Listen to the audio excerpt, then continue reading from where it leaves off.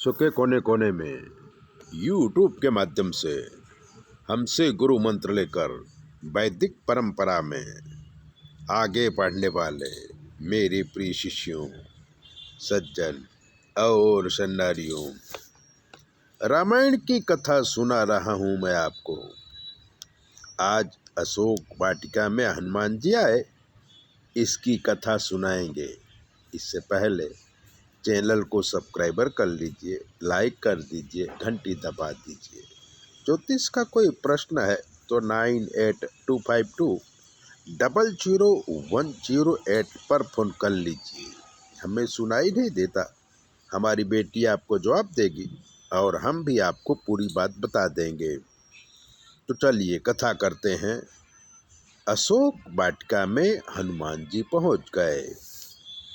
जिस पेड़ के नीचे सीता जी बैठी थी, उसी पेड़ पे छोटा रूप धारण कर हनुमान जी बैठ गए और अशोक वाटिका का निरीक्षण करने लगे।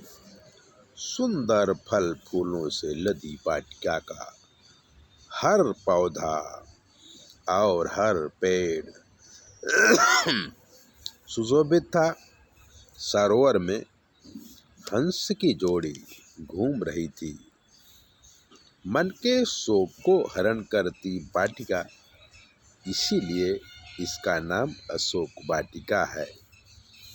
सीता जी अशोक वाटिका के सुंदरता को नहीं देखती थी, बल्कि शोक युक्त होके अपने मन को श्री राम में लगा के अपने चरणों में ही देखते हुए राम जी के चरणों को याद कर रही थी। रामचंद्र जी ने जिन जिन चिन्हों का वर्णन किया था, वो सारे चिन्ह सीता जी से मिलते थे। हनुमान जी समझ गए कि यही सीता माता है। उन्होंने मन ही मन प्रणाम किया और सोचने लगे कि अब क्या करें। ऐसे सोच ही रहे थे, तभी प्रातः काल का समय हुआ और प्रातः काल में अपनी पत्नी मंदोदरी और अनेक स्त्रियों के साथ सीता जी के पास रावण आया। सीता जी को कहने लगा कि हे सीते, मैं तुम्हें प्यार करता हूँ और किसी भी हालत में मैं तुम्हें पाना चाहता हूँ।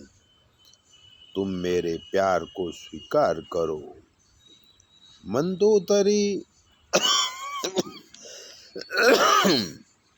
मंदोदरी आदि रानियां दासी बनकर तुम्हारी सेवा करेंगे और लंका की महारानी बनकर तुम अखंड सुख का भोग करो।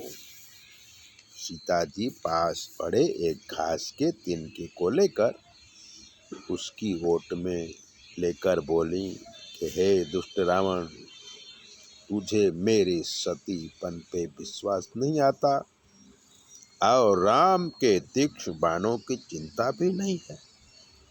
शीघ्र ही राम आएंगे और तुम्हारा वध करके मुझे ले जाएंगे।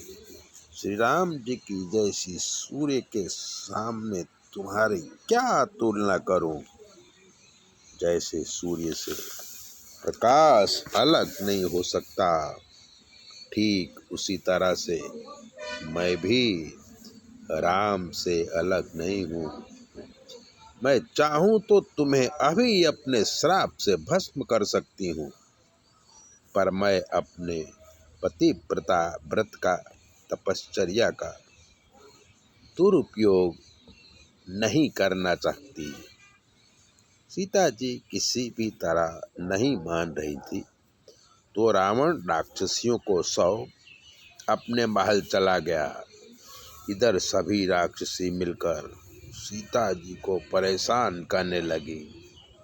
तभी त्रिजटा नाम की एक राक्षसी, जो राम भक्त थी, सभी राक्षसियों को बुलाकर कहा कि अगर तुम अपना कल्याण चाहती हो तो सीता जी की सेवा करो, क्योंकि मैंने सपना देखा है कि लंका आग में जल गई है, सभी राक्षस मारे गए हैं और भगवान राम स्वयं आके सीता जी को ले गए हैं। विभीषण जी राजा हो गए हैं। मेरा सपना 2-4 दिन में सत्य हो जाएगा। इसलिए अपना कल्याण चाहती हो तो सीता जी को परेशान न करो, बल्कि उनकी सेवा करो।